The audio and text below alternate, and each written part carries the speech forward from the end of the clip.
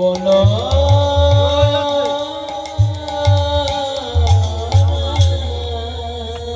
কারণ দেখুন বাবা, অসম্ভবকে কোনো মানুষ কিন্তু সম্ভব করতে পারে না।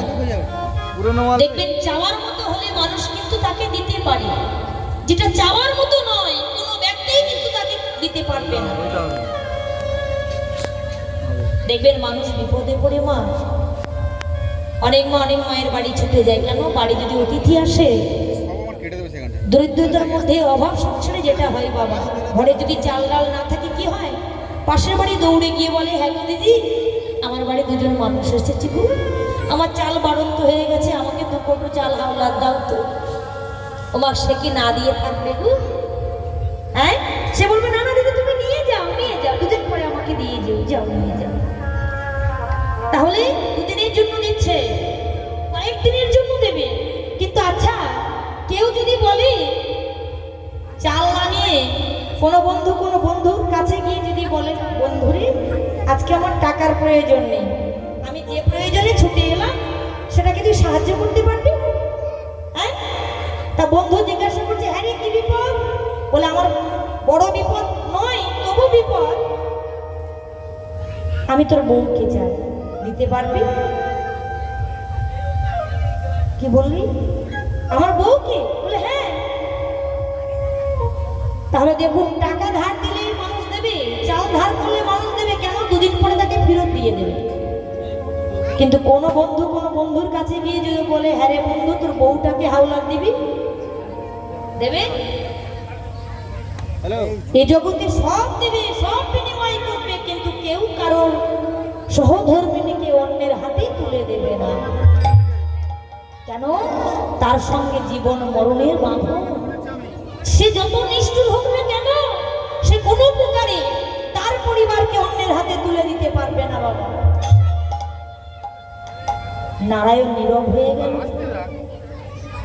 সুতপা এসে বলছে, কি প্রভু নীরব কেন? তোমার চোখে জল? তবে আমি যেটা চাইলাম পাবো তো? কি হলো? উত্তর দাও, আমি যেটা বললাম সেটা হবে তো? চমকে গেছে যে আমি কি করে আমার লক্ষ্যকে আমি কি করে অন্যের হাতে তুলে দেব? আমি পারবো না, আমি পারবো না সুতপা, আমি হেরে গেলাম, আমি চলে যাচ্ছি। সব কেটে দেবে। ফিরে গেল বৈকুণ্ঠে মা। আজকে স্বয়ং ভগবানের চোখে জল। লক্ষ্মী দেবী জিজ্ঞাসা করছে, প্রভু কত আনন্দ মনে বেরিয়ে গেলে, আমাকে বললে লক্ষ্মী দেখো আমার ভক্ত আমায় ডাকছে, কত হাস্যবদনে বেরিয়ে গেছো, আর ফিরে এসেছে তোমার মলিনটা বদন, নয়নের অশ্রু। তোমায় কি কিছু আঘাত করেছে? না লক্ষ্মী, আমায় কেউ আঘাত করেছে, আমায় কেউ আঘাত করেনি গো। তাহলে তুমি কাঁদছো কেন? তোমার চোখে কেন জল? সত্য করে বলো, তোমায় কেউ কি আঘাত করেছে? কত নিবিড় সম্পর্ক মা স্বামীর সঙ্গে, নীরব হয়ে আছে, কথাটা প্রকাশ করতে পারছে না। কিন্তু পুনরায় সেই ভক্ত ভগবানকে আবার আরাধনায় বসেছে। দেখি যতবার উনি না বলে চলে যাবে, ততবার আমি তার সাধনায় বসব। বারবার সাধনা করছে, আর ভগবান থাকতে পারল না। এইবার বাধ্য হয়ে ছুটে এলো। সুতপা এসেছে প্রভু, আসতে যে আমাকে বাধ্য করছে। সুতপা, তুমি বারবার আমাকে মুগ্ধ করে ডাকছো, আমি থাকতে পারলাম না বাবা, তাই আমি ছুটে এসেছি। বলো কি চাও? বললাম না প্রভু, আমার প্রথম কথা যা আর শেষ কথাই তাই, দিতে যদি হয় তোমার লক্ষ্মীকে তুমি আমায়। এইবার ভগবান বলে মনে মনে ভাবলেন, সুতপা আমি ভক্তাধীন ভগবান, যার ইচ্ছাই এই জগৎ চলে, যার ইচ্ছায় এই জগৎ চলে, বিশ্ব ব্রহ্মাণ্ডের শ্রেষ্ঠ মালিক হলাম আমি। তবে তুমি আমায় এত বোকা মনে করো না, তুমি আমাকে এত বোকা মনে করো না। তবে হ্যাঁ, আমার অর্ধাঙ্গিনীকে আমি তোমার হাতে তুলে দেব, তবে সাবধান, আমার অর্ধাঙ্গিনী ভক্তিনে কি আমার লক্ষ্মীকে তুমি কখনো আঘাত করতে পারবে না। না। ভগবান মনে মনে বলছে, প্রকাশ্য নয় মা। দেখবেন যারা জ্ঞানী ব্যক্তি, যারা জ্ঞানীগুণী ব্যক্তি, তারা কিন্তু যেখানে সেখানে বেশি কথা বলে না, ভীষণ চতুর তারা। কথা বলে কারা? যারা ভীষণ বোকা, তারাই দেখবেন বেশি আলফার কথা বেশিই বলে। বুঝি সুঝে কথা বলতে তো পারেই না, কিন্তু যারা জ্ঞানী ব্যক্তি বিবেচনা করে যুক্তিসঙ্গত তারা কথা বলবে। তাই মনে মনে বললেন, তোমাকে আমার লক্ষ্মীকে দেব, তবে এত সহজে নয়। বারবার জিজ্ঞাসা করছে, প্রভু নীরব হয়ে আছে যে, দেবে তো? অবশ্যই দেব, আমি যে ভক্তাধীন ভগবান। কারণ গীতার মধ্যে আমার মুখস্থিত বাণী, যে যথাবা প্রপ্রদ্যন্তে অহং সাগস্তথৈব ভজাম্যহং পরিত্রাণায় সাধুনা। যেমন সাধুদেরকে আমি উদ্ধার করবো বলে এসেছি, দুষ্টজনের নিধন করবো বলে এসেছি, তেমন আমার মুখস্থিত বাণী আছে, যে ভক্ত আমাকে যেমন ভাবে উপাসনা করে, আমি সেই ভক্তের বাসনা তেমন ভাবে পূরণ করিনি। তাই আমার লক্ষ্মী তুলে দিলা। না না, এত সোজা তোমাকে দেব? তাই বলছি, তোমাকে এখন দেব না। এই তো সত্যযুগ, ভগবান ছিল সত্যযুগে নারায়ণ। তবে শোনো সুতপা, সত্য চলে যাবে, আসবে কি? সত্যর পরে কি? সত্যর পরে ত্রেতা, তারপর আসবে দাপর। ওই দাপর যুগে তুমি হবে আয়ান, আর আমার লক্ষ্মীকে পাঠিয়ে দেব রাধা নাম দিয়ে। তবে তোমাকে এমন করে পাঠিয়ে দেব, আমার লক্ষ্মীকে তুমি কখনো স্পর্শ করতে পারবে না, ক্ষতি করতে পারবে না। তাই পাঠিয়েছিল ওই দাপর যুগে সুতপা ঋষি হয়েছিলেন আয়ান, আর রাধানী, এই সেই লক্ষ্মী এলো রাধা নামে, যিনি সর্বদা কৃষ্ণ চরণে বাধা। তাহলে আয়ান ঘোষ কি করলেন? তাকে কেমন ভাবে পাঠালো? এই যে সমাজে যেমন পুরুষ মানুষ, তাদের কর্ম কি? সংসারে জীবিকা নির্বাহের জন্য তাকে পরিশ্রম করে সংসারটাকে চালাতে হবে, তাই তো? আর মায়েদের কর্ম, যারা গৃহের মধ্যে থেকে সংসারে মঙ্গল কামনা করবে, গৃহকর্ম করবে, এটা তাদের নিয়ম। নারীর একটা ধর্ম আছে, পুরুষের কিন্তু একটা ধর্ম আছে। কিন্তু এখানে যে না পুরুষ না নারী, তারা তাদের কর্ম কি? বাবা, সে না নারী না পুরুষ, তাদের একটা কর্ম আছে তো। হ্যাঁ, তারা কি করে? ওই বাড়ি বাড়ি গিয়ে ওই হসপিটাল থেকে নাম্বার টুকে নিয়ে এসে কার বাড়ি কটা হলো, ঢাক ঢোল নিয়ে নেচে নেচে দিয়ে আগো বলে, এই যে তোমার হলো কি গো? আচ্ছা তোমার, আচ্ছা। ওরে বাবা, এখন বড় বড় ফর্দ করে দেয়, তুমি বাঁচো আর বড় দামের দরকার নেই বাবা, অত কত দরকার নেই, 5,000 টাকা ধরিয়ে দিতে। টাকাটাকে বুঝিয়ে রেখেছিল। হ্যাঁ, ওই আয়াত ঘোষ নপুংসক হয়ে এসেছিল, তাই তার স্থান তো বাড়িতে নয় মা। তার স্থান কোথায়? ওই বনে বনে ঘুরে বেড়ানো, পাড়ায় পাড়ায় ঘুরে বেড়ায়। আর তিনি ছিলেন, ভগবান বলেছিল, তুমি যেমন এ জন্মে আমায় ভজনা করছো, ঠিক তবে এমন করে তুমি এক ভক্ত হয়ে আসবে। তাই তিনি কি করতেন? ওই বনের মধ্যে গিয়ে নিরজনে এই শ্যামা মায়ের পুজো করতেন। বাড়ি তার স্থান নয়, থাকতে পারলেন না, ছুটে গেলেন অরণ্যের মধ্যে গিয়ে ভগবানকে না রেখে আজকে মাকে আরাধনা করছে। শ্যামা মা, মা গোয়া মা, দেখি মা তোর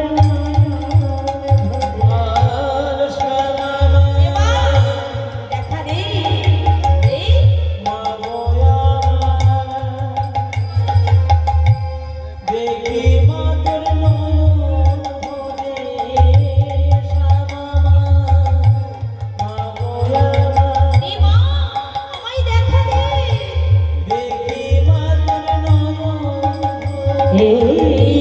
শ্যামা মা, আহা, মা গোয়া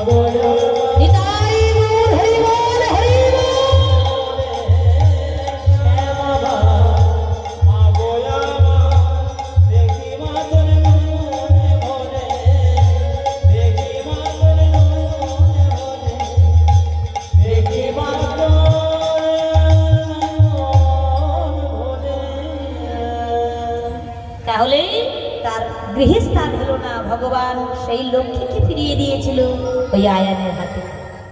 তাহলে আজকে চলুন সেই লীলার মধ্যে রাধারানী কেমন ভাবে আজকে মান লীলাটি প্রকাশ করলেন। তাহলে আজকে আমরা লীলার মধ্যে গেলে জানবো যে এই শ্রীমতী রাধারানী বাবা দামি বসনের জন্য মান অভিমান করেনি মা, আর দামি গহনার জন্য মান অভিমান করেনি। তিনি মান করেছিলেন কি নিয়ে আজকে লীলার মধ্যে প্রবেশ করলে আমরা জানবো, বুঝবো যে তার আলোচ্য বিষয়বস্তুটা কি। তাহলে এই লীলা জানতে হলে সবাই একটু যাব কোথায়? যাব সেই বৃন্দাবন।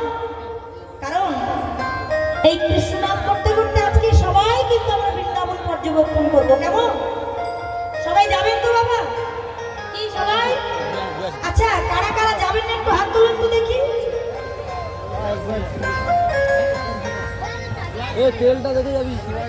সবাই মন দিয়ে শুনছেন?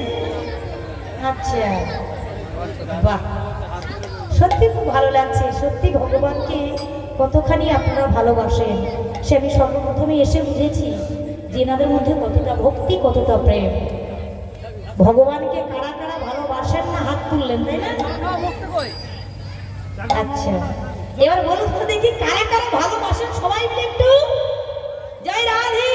রাধে রাধে। তাহলে একটু জোরসে উলুধ্বনি হয়ে যাক, সুন্দর ধ্বনি।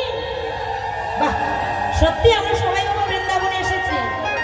তাই আজকে কৃষ্ণ কথা বলতে বলতে বৃন্দাবনে যাবো বাহু তুলে করে করো তাল্লি। দাদা ভাই যারা সবাই এখানে আছেন সবাই মিলে বাবা সবাই মতন করে গাইবো, সবাই একত্রিত হয়ে।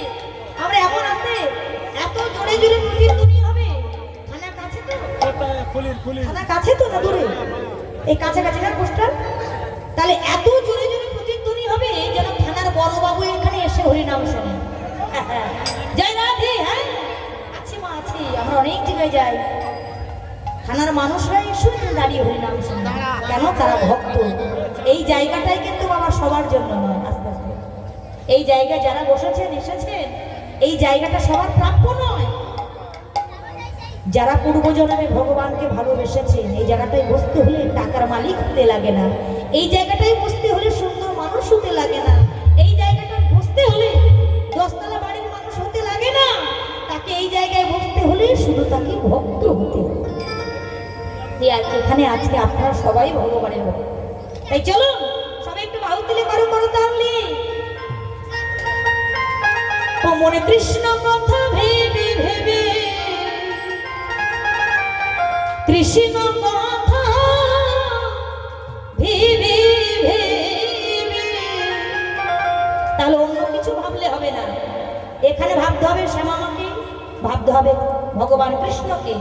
সবাইকে নিয়ে একত্রিত করে আমরা গাইব সেই নাম। ও মনে কৃষ্ণ কথা বলতে বলতে একবার ফেলে রে নয়ন জল। ও সাধের ময়না, ও সাধের ময়না, ময়না ময়না রে, দুটো হরি কথা বল, দুটো কৃষ্ণ কথা বল, দুটো হরি কথা বল। কৃষ্ণ কথা ভেবে ভেবে, কৃষ্ণ কথা ভেবে ভেবে ফেলে নয়ন জল। হরি বল। ও ময়না ময়না ময়না ময়না রে, দুটো কৃষ্ণ কথা বল, দুটো হরি কথা বল, দুটো কৃষ্ণ কথা বল।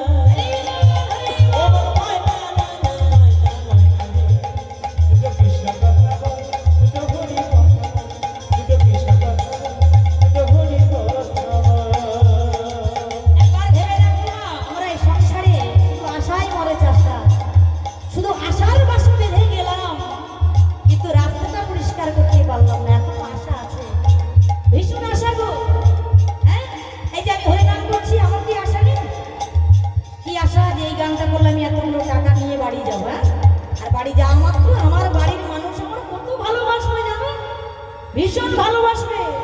ছেলে গিয়ে হাত থেকে ব্যাগের ডান্ডাটা খুলে নেবে কেন? ওই হাত ব্যাগের মধ্যে আমার টাকা কড়ি কোনো আছে? হ্যাঁ, স্বামী গিয়ে ভালোবাসবে, আরে বাবা তোমার শরীর ভীষণ খারাপ হয়েছে, বসে বসে তুমি রেস্ট নাও। এরা কেন ভালোবাসছে? একে যদি 2-4 দিন ফল পাকড় দিয়ে খাওয়ানো যায়, দুটোর জায়গায় আরো 4টে আসর করতে পারে, আর 4-5টা আসর বেড়ে যাওয়া মানে অনেক টাকা তো কি? হ্যাঁ বাবা, এরা কি কম যন্ত্র গো? যে আমার কাছে আছে সে আমি ছাড়া অন্য কেউ জানবে না কেমন যন্ত্র। তাহলে এরা আমায় ভালোবাসে না, আমার বাসি টাকাকে। তাহলে যতই আশায় আমি বাসা বাঁধি না কেন, সব কিছু ছেড়ে আমার একবার যেতে হবে। এরা কিন্তু আমার সঙ্গে যাবে না। আমি এসেছি যে নামটা নেই, সেই নামটা নিয়ে পুনশ্চ আমায় যেতে হবে। তাই মহাজন বলছে, ও মনে টাকা পয়সা জমি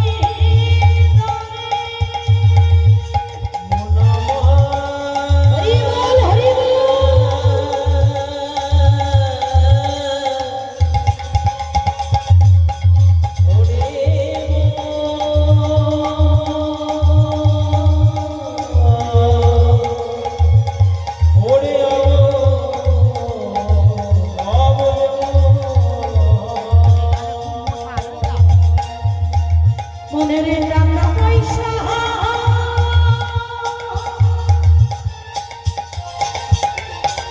জমি দামে পরে রবে সুন্দর নারী। মনের টাকা পয়সা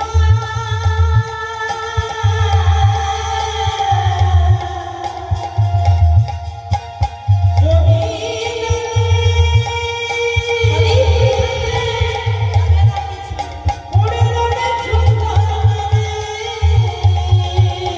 তোমার শেষের দিনে হরি নাম, শেষের দিনে হরি নাম, শেষের দিনে হরি নাম, তোমার শেষের দিনে হরি নাম, শেষের দিনে হরি নাম, তোমার হবে রে সম্মান। ও সাধের ময়না, ও সাধের ময়না, ময়না ময়না রে, দুটো কৃষ্ণ কথা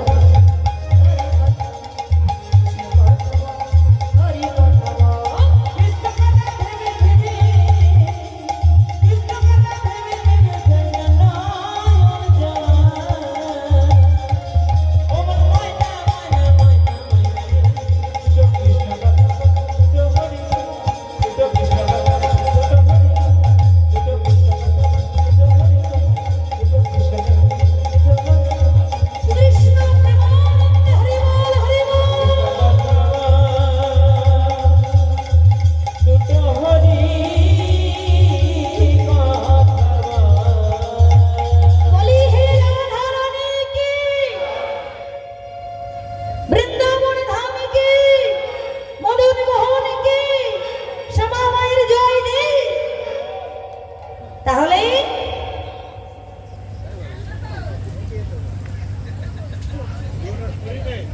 হরি বল হরি বল। তাহলে এবার কি হলো? আমরা বৃন্দাবনের মধ্যে প্রবেশ করলাম সবাই। কিন্তু প্রথমে ছিলাম নদিয়া নবদ্বীপ, আজকে গৌরকে আরাধনা করে আমরা বৃন্দাবনের মধ্যে এলাম। তাহলে দেখুন রাধারানী কতখানি কষ্টের মধ্য দিয়ে ভগবানকে বাবা ভালোবাসতে চেয়েছে। কথাই বলেন, যিনি চুল বাঁধেন তিনিই কিন্তু আমার রান্না করেন। তাহলে যে রাধে সেও কিন্তু চুল বাঁধে, কিন্তু তার মধ্যে ভগবানকে ডাকতে হচ্ছে। কিন্তু আমরা কিন্তু সংসারের মধ্যে থেকেও এত কর্ম করছি, কিন্তু ভগবানকে ডাকার সময় দিতে পারছি না, সময় একদম দিতে পারছি না। কিন্তু রাধারানী কি করতে? তিনি দিবানিশি ভগবানকে স্বয়ং স্বপ্ন নিশি জাগরণী ডাকতেন আর বলতেন, প্রাণনা এমন ঘরে বসতে দিয়েছ, এমন ঘরে তুমি পাঠিয়েছ, প্রাণ চাইলেও আমি বদন ভরে তোমার নামকে আমি উচ্চই স্বরে বলতে পারি না, আমি কৃষ্ণ বলে কাঁদতে পারি না। তুমি কেন আমাকে এমন বাদিনীর ঘরে দিয়েছ? তুমি কি জানো না, তোমাকে আমি মুহূর্তে যদি না দেখতে পাই, তাহলে আমার দেহ কিন্তু আমি এখন কি করি, কি করব? গিরিধারী না বেলা অনেক হলো, এখনো বেরোতে পারলাম না। ওগো দয়াময়, বলো না। নীরবে নীরবে আমি এখন কি, তুমি বলে দাও, আমি এখন কোথায় যাই? নীরবে নীরবে রন্ধনশালায় রন্ধন করে ভগবানকে ডাকে। নীরবে নীরবে তুমি কথা বলবো নীরবে নীরবে তুমি শোনা যাচ্ছে না, বল মাইকে একটু শোনা যাচ্ছে না। গিরিধারী না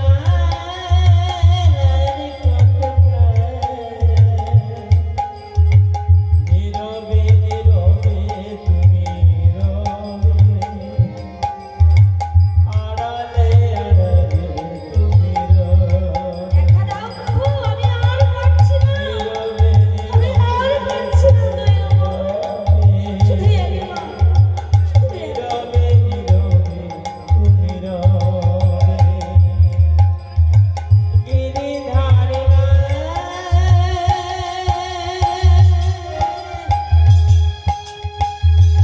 দেখা দাও, দেখা দাও, তাও রন্ধনশালায় বসে কাঁদে। আর আমার শাশুড়ি যাচ্ছে কি, চোখে হয়তো ধোঁয়া লেগেছে তাই বৌমা কাঁদছে, কিন্তু না, কৃষ্ণ বলে ওই সময়ে কাঁদে, নয়নের নইলে ধরা পড়ে যাবে। হরি বল, হরি বল। ঝরে অবির রন্ধনশালায় গোপনে বসে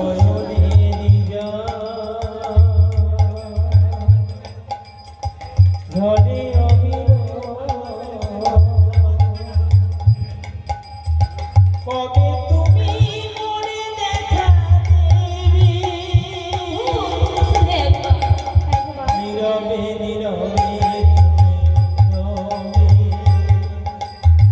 নীরবে নীরবে তুমি রবে গিরিধারী না দেখা দাও। আমি আর পারছি না।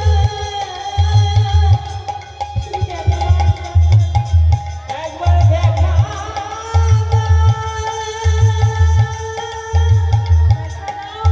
ও ভগিনী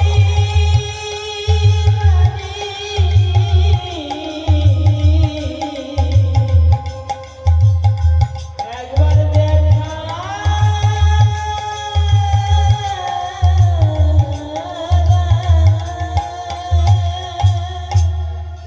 কারণ যে খায় চিনি মা তার যোগায় চিন্তামণি। রন্ধনশালায় বসে রাধারানী কাঁদছে, কিন্তু এমনি তো সাহস নেই। ঘরের মধ্যে কৃষ্ণ বলে কাঁদা মা, শাশুড়ি যদি একবার জানতে পারে তাহলে যে কি উপায়, তার কোনো আর উপায় রাখবে না, একেবারে ভালো মতো তাকে শিক্ষা দিয়ে দেবে।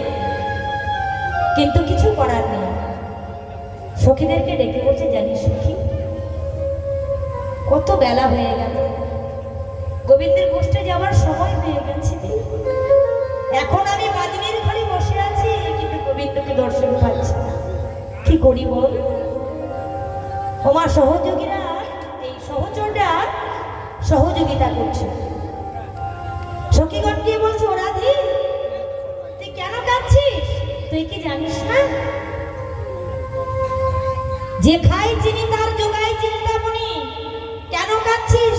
কান্না রেখে দিয়ে তুই বড় এক কাজ কর, শাশুড়ি মায়ের কাছে গিয়ে অনুমতিটা নিয়ে আয় জল আনার জন্য। আর যেই না জল আনতে যাবো, জল আনা দূরের কথা, আমরা গোবিন্দ বদন দর্শন করে আসবো। সখীদের কাছ থেকে এই যুক্তিটা নিয়েছে মা। তবে হ্যাঁ, কথায় কি বলে, সঙ্গ করতে হবে, এমন সঙ্গ করো যে সঙ্গে তোমার মঙ্গল হবে, কিন্তু এমন সঙ্গ করো না যে সঙ্গ পেয়ে তোমার অমঙ্গল হবে। গরম হতে পারে, আরো সাউন্ড খুলে যাচ্ছে। তাহলে সঙ্গটা আমাদের ঠিক করতে হবে। এই যে এখন বলে অনেক বাবা মায়েরা বলে, আরে মোবাইলটা কেন উঠলো গো, মোবাইলটাকে একেবারে ছেলে মেয়ে নষ্ট করে দিচ্ছে। আরে বাবা, মোবাইল কিন্তু খারাপ নয়, যে ব্যবহার করে সেই মোবাইল খারাপ, খারাপ মোবাইল। আজকে মোবাইলটা আছে বলে কত দূর দূরান্তে মানুষ এখন পায়ে হেঁটে যেতে লাগে না, বিপদ আপদ হলে মোবাইলের মাধ্যমে চলে যাচ্ছে। আবার অনেক অনেক ছেলে মেয়েরা আছে এমন নিম্ন শ্রেণী, তারা পড়ার ক্ষমতা পায় না, ওই মোবাইল থেকে তারা পড়াশোনা করতে পারে। কে বলে মোবাইল খারাপ? যে খারাপ চোখে দেখে তার কাছে জিনিসটা খারাপ, যে ভালো চোখে দেখে তার কাছে জানে এ ভগবান তুল্য, এর কাছে যা চাইবো তাই পাবো। ভুল বলছি? ভুল নয়। নিজে ভালো নয়, আমি অপরকে খারাপ বলবো কি করে? এই ভালো বলবো কি করে আমি ভালো? ঠিক তেমন আজকে সখীরা যুক্তি দিয়েছে, সখীদের যুক্তি পেয়ে আজকে রাধারী মা অনেক চলাফেরা করে শাশুড়ি মায়ের কাছে গিয়ে ডাকছে, মা বলি, ও মা কি হয়েছে বৌমা? হ্যাঁ বলছিলাম কি মা, আমি একটু যমুনাতে জল আনতে যাবো। হ্যাঁ যমুনাতে জল আনতে যাবে? কেন জল নেই? না মা জল ফুরিয়ে গেছে, তুমি যদি অনুমতি দাও তাহলে যাবো। তা বলছি ঠিক আছে ও মা, শোনো শোনো, তোমার দ্বারা তো বিশ্বাস নেই, কারণ পথে ঘাটে যদি তার সঙ্গে একবার দেখা হয়ে যায় ওই জলের কলসি ফেলে গল্প করা শুরু করে দেবে। তবে শোনো এই যে যেমন বেলাবেলি যাবে আবার বেলাবেলি ফিরে আসবে, দেরি করো না যেন। ঠিক আছে মা তাই হবে। অনুমতি নেওয়া হয়ে গেল। এইবার সখীদেরকে বলছে, সখী আর দেরি করিস না, এইবার বেরিয়ে পড়। অনুমতি পেয়েছি আর কেন, কিন্তু শাশুড়ি জানে জল আনতে যাচ্ছে, বেলাবেলি যাবে, বেলাবেলি ফিরে আসবে। আরে বাবা জল আনা না তাদের কাছে চলো না, তাদের বাসনা কি? গোবিন্দ দর্শনের বাসনা। তাহলে তাদের বাসনা হচ্ছে গোবিন্দ দর্শন করবে, আর জল আনা তাদের চলো না। তাই আজকে এই রাধারানী আমার সখী বৃন্দ সঙ্গে নিয়ে চলেছে। কেমন ভাবে? ও মন আজ চলু রে রাধা বিনোদী। সবে মাত্র তারা বেরোবে, আস্তে আস্তে আস্তে মনের আনন্দে সবাই সারিবদ্ধ ভাবে বা বেরোবে, এমন সময় কি হলো? কোথায় ছিল কুটিলা? সাত বাড়ি ঘুরে ঘুরে ঠিক সেই সময় এসে উদয় করে। বলে, ও বউ, আরে সাত সকালে সেজে বুঝে কোথায় বেরোচ্ছ? ও সর্বনাশ, আরে আমি তো পাড়ায় পাড়ায় ঘুরে বেড়াই, এই সময়টা তো কখনো আমার সময় হয় না। যাই হোক, যা হোক ভগবান ভালোই করেছে। আরে বাবা আজ যখন এসেই গেছে তোমাদের সঙ্গে আমিও যাবো। কি বললি? আরে তোমাদের সঙ্গে আমিও যাব। সবাইয়ের মাথায় না হাত পড়ে গেল। কেন? তারা গোবিন্দ দর্শনে চলেছে, জল আনতে যায়নি তারা। আর যেই না কুটিলা বলুন আজকে তোমাদের সঙ্গে যাব, সমস্ত সখীবৃন্দ অবাক হয়ে গেছে।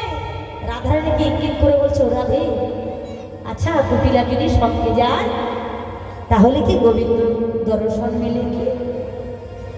রাধারানী বলছে, চিন্তার কোনো কারণ নেই, কারণ বিপদে গোবিন্দ, গোবিন্দ প্রাণ, গোবিন্দ রাখিবে আমাদের মতো অধম দাসীর মান। চল, কুটিলা যতই সঙ্গে থাকুক না কেন, চোর যদি বলে একবার চুরি করবো, কারণ বাবার সাধ্যে নেই সেই চোরকে ধরতে পারবে? পারবে না, কোনো প্রকারে পারবে না। হ্যাঁ চোর এখন শিয়ানা হয়ে গেছে, ঘরের মালিক সারা রাত বসে থাকুক না কেন, চোর জানে বেটা কখন ঘুমাবে সেই সময় চুরি করে চলে যাবে। সারা রাত কে যাবে? যাবে না। চল চল বেরিয়ে পড়ি কুটিলাকে নিয়ে। তাই আজকে চলেছেন কেমন ভাবে? আগে চললেন কুটিলা, মাঝে চললেন শ্রীমতী রাধারানী, পিছনে চললেন সখী বৃন্দ।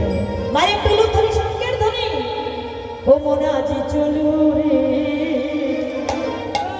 রাধা বিনোদী। ও মন আজ চলু রে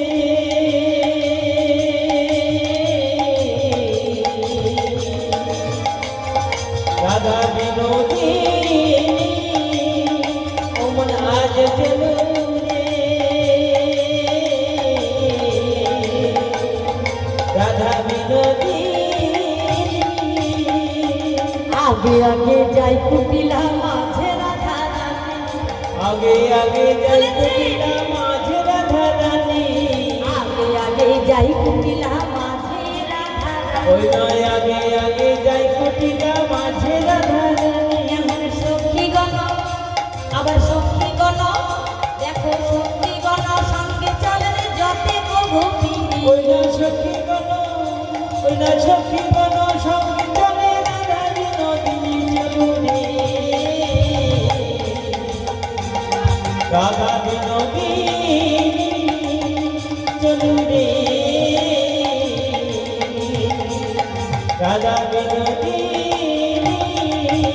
আমার গোবিন্দ মোহিনী গোবিন্দ মোহিনী গোবিন্দ মোহিনী ধনী গোবিন্দ মোহিনী মোহিনী ধনী গোবিন্দ মোহিনী গোবিন্দ মোহিনী ধনী গোবিন্দ মোহিনী কেমন সখীগণ সখীগণ ওই না সখী গণ সঙ্গে চলে রাধা বিনোদিনী চলু রে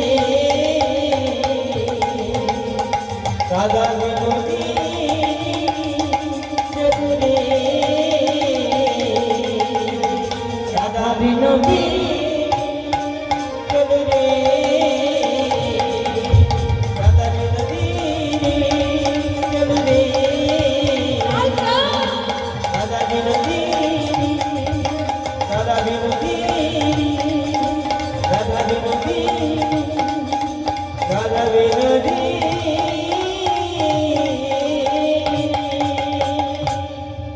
খুব আনন্দ করতে করতে গেছে। এইবার যেই না যমুনার কাছাকাছি গিয়ে বাবা দাঁড়িয়েছে, ওদিক থেকে গোবিন্দ আমার সকালবেলা তো ভগবানের যা কাজ মা, হ্যাঁ দেখো আজকাল বাজারে কেউ কাউকে কিন্তু বসিয়ে খেতে দেবে না, কেউ বসিয়ে খেতে দেবে না। তাই দিকে মা কি করতেন, মা তো নবলক্ষ ধেনু ছিল, তা গোপাল ভীষণ দুষ্টুমি করতে বলতো বলেই মা তাকে ভোর হতে না হতে ওই নবলক্ষ ধেনুকে নিয়ে কুচরে পাঠিয়ে দিত, যা বাবা বাবা চলে যেত। কারণ ঘরে থাকলে কি করতো, ওই গোপাল কার বাড়ি ঢুকে নুনি চুরি করে খায়, কার নুনির বান্ড ভেঙে দেয়, কার খুব সর্বনাশ করে দিয়ে আসে। আর সকাল হতে না হতে মায়ের ওই নালিশ শুনতে হয়। মা জানে একটা কাজের মধ্যে যদি থাকে তাহলে গোপালের জন্য আর নালিশ শুনতে হবে না। হ্যাঁ, তাই নবলক্ষ ধেনু নিয়ে মাঠে পাঠিয়ে দিতেন। আর যেই না নবলক্ষ নিয়ে ধেনু নিয়ে যাচ্ছে, শুধু নবলক্ষ ধেনুর পাল নয় বাবা, তার সঙ্গে আছে দ্বাদশ রাখাল, আছে দাদা বলরাম, সবাইকে একত্রিত করে আজকে গোষ্ঠ গোচরণে চলেছে। আজ ভালো করে সাজাইয়ে দেওয়া দেমা, সুন্দর করে আজকে আমায় সাজিয়ে দে। আজকে দাদাকে নিয়ে নবলক্ষ ধেনুর পালকে নিয়ে আজকে আমরা যাব। ভালো করে সাজাইয়ে দেমা, আমি রাখো চরণে যা। ভালো করে সাজাই আমরা তো চলুনি বলরাম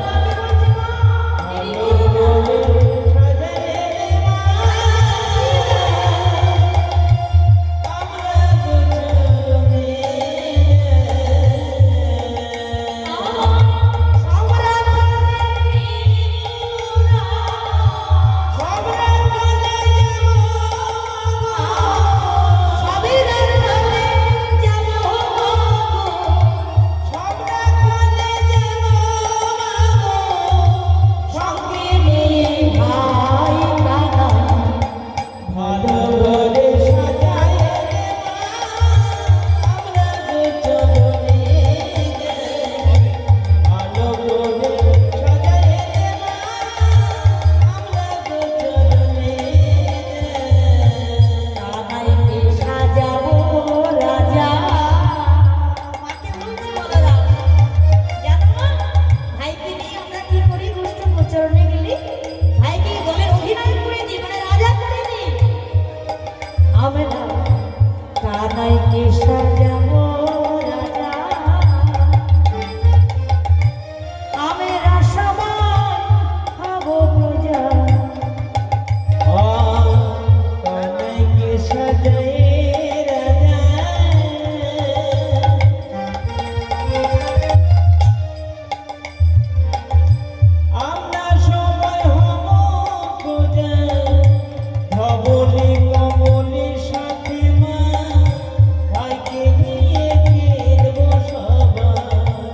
ভালো